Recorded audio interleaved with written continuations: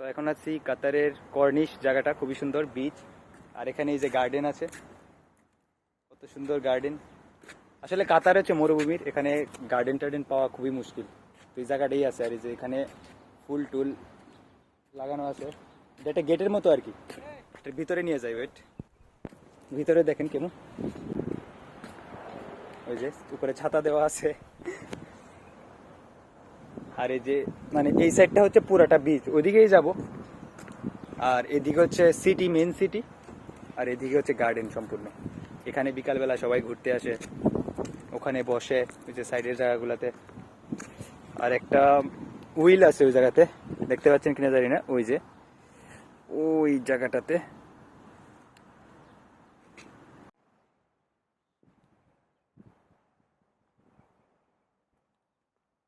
চমৎকার।